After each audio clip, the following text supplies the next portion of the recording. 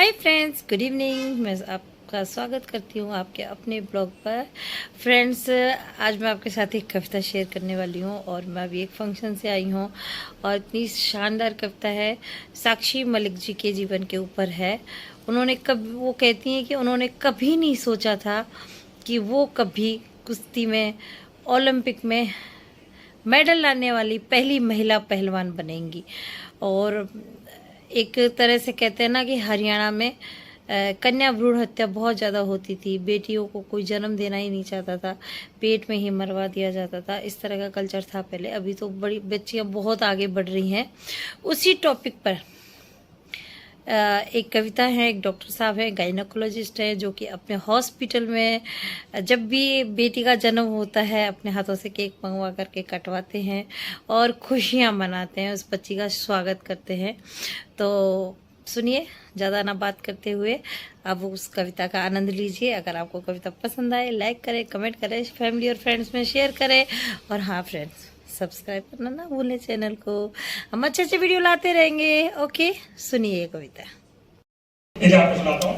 हरियाणा में बेटियां बहुत सारी मरती थी, जैसा विराजमान है, और कन्या भ्रूण हत्या ज्यादा होती थी। साक्षी मलिक को समर्पित है ये कविता। चमत्कार तो उसी दिन हो गया था जिस दिन हरियाणा में बेटी ने जन्म ले लिया था। ना डॉक्टर से डरी, ना नर्स से, ना दाई से, ना ताऊ से, ना ताई से। आंख खोलकर मुट्ठी बंद करके आई थी और सोनोग्राफी पहली बार अपने आप के साथ हुई थी। चमत्कार तो उसी दिन हो गया था जब हरियाणा में बेटी ने जन्म ले लिया था। ना डॉक्टर से डरी, ना नर्स से, ना दाई से, ना ताऊ से, ना ताई से।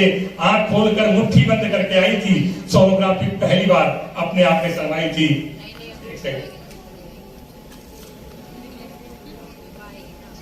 सोनोग्राफी पहली बार अपने आप में शर्माई थी। मां को प्रसव का दर्द था पर मन में बहुत गर्व। मां को प्रसव का दर्द था पर मन में बहुत गर्व था।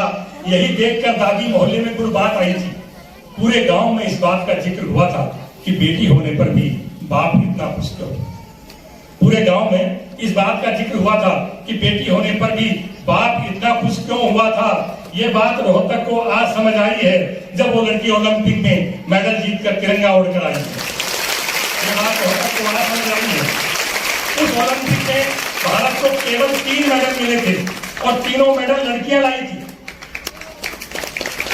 3 मेडल मिले थे और तीनों मेडल लड़कियां लाई थी। यह बात रोहतक को आज समझ आई है जब वो लड़की ओलंपिक में मेडल जीतकर तिरंगा उड़कर आई है।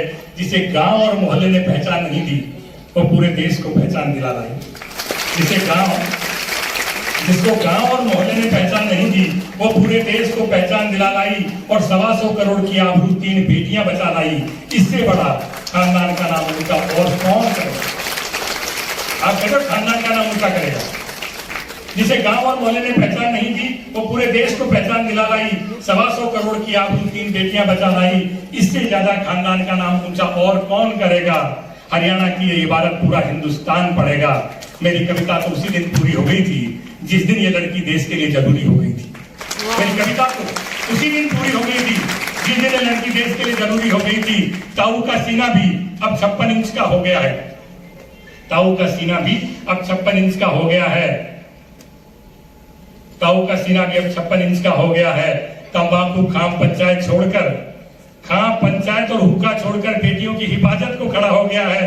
अनछोरिया के साथ ईब न्याय करांगा। अनछोरिया के साथ ईब न्याय करेंगा। अन्य गोद में नहीं माथे पे धरांगा। अनछोरिया के साथ ईब न्याय करेंगा।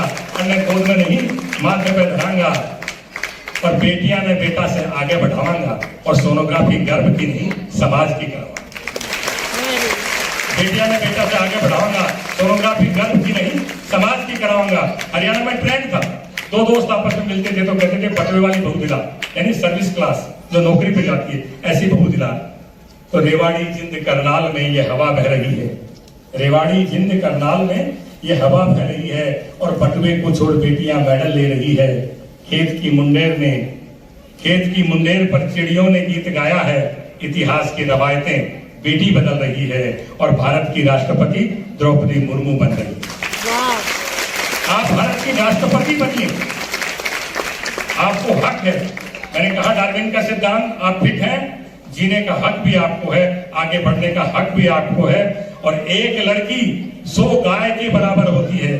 आप गौ माता की रक्षा करती हो तो गाय को लाने से पहले घर लड़की को लाइए, नहीं तो क्या होता है, जिस चौखट पर बिटिया की पायल झनकार नहीं करती, जिस चौखट पर बिटिया की पायल झनकार नहीं करती, उस चौखट से भूखे साधु बिन भोजन को साधु बिना भोजन करे चले जाते हैं।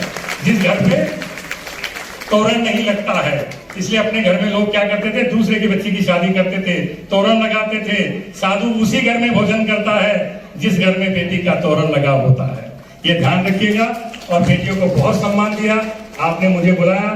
अब मेरा तो आदत है, मुझे कोई लोग बुलाते नहीं, कभी बुला लेते तो फिर भाषण देने लग जाता हूँ। आपने बुला के जो सम्मान